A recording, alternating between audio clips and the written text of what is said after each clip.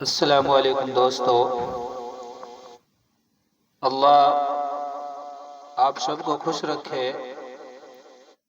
حدیث پاک کا خلاصہ ہے، اللہ کے نبی نے فرمایا کہ اللہ ہر گناہ کو معاف کر سکتا ہے سوائے شرک اور کفر کے، اس لیے کہ اللہ نہیں چاہتے کہ اپنے ساتھ کسی کو شریک کرے، یعنی بندہ میرا سر کسی اور کے سامنے جھکائے۔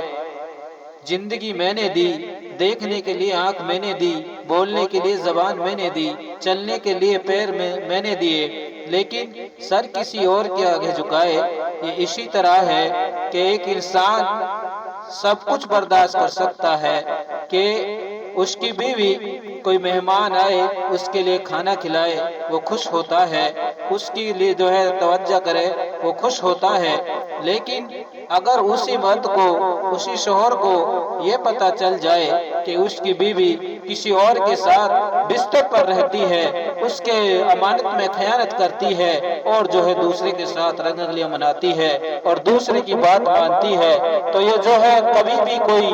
پتی، کبھی بھی کوئی خاوند اور کوئی شوہر اپنی بیوی کی بات برداشت نہیں کر سکتا۔ حالانکہ اس کو ٹائم پر کھانا نہ ملے برداشت کرتا ہے، پہننے کے لیے ٹائم پر کپڑے نہ ملے برداشت کر سکتا ہے، اگر ٹائم پر کوئی چیز اسے نہ ملے تو برداشت کر سکتا ہے، لیکن یہ بات کبھی برداشت نہیں کر سکتا کہ اس کی گھر والی، اس کی بیوی کسی اور کے ساتھ وقت گزارے، کسی اور کے ساتھ بستر پر جائے، یہ کبھی برداشت نہیں کر سکتا۔ اسی لیے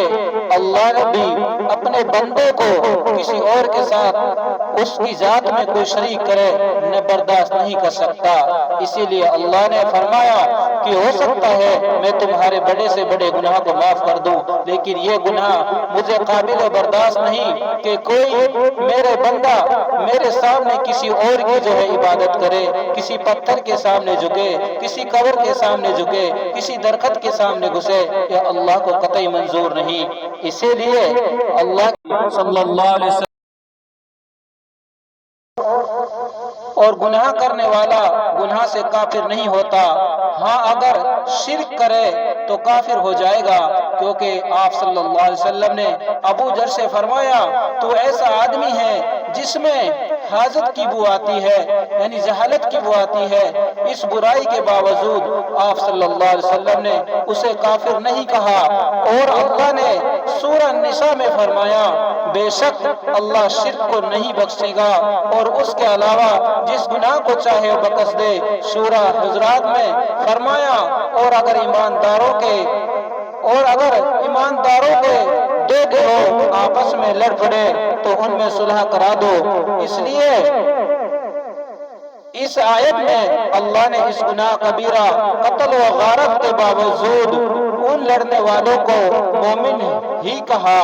یعنی کہ اگر کوئی بھائی آپس میں لڑ رہے ہیں تو دوسروں کا فرض بنتا ہے کہ وہ اس کے اندر صلح کرا دے، وہ ان کے اندر صلح رحمی کرا دے، وہ ان کے اندر پیار محبت کرا دے، وہ ان کے آپس میں نا اتفاقی کو ختم کرا دے۔ یہ اللہ کو پسند ہے، لیکن اللہ کو یہ پسند نہیں کہ بھائی کو لڑایا جائے، بھائی کو بگاڑ کیا جائے، بھائی کو دور کیا جائے۔ اس لیے اللہ پاک نے فرمایا کہ میں ہر گناہ کو معاف کر سکتا ہوں، ہر غلطی کو معاف کر سکتا ہوں، ہر خطا کو معاف کر سکتا ہوں، ہر تیری لغزش کو معاف کر سکتا ہوں، لیکن مجھے یہ پسند نہیں کہ تو کسی اور کے سامنے سر جھکائے، تو کسی اور کے سامنے سر جھکائے، تو کسی اور کے سامنے جا کر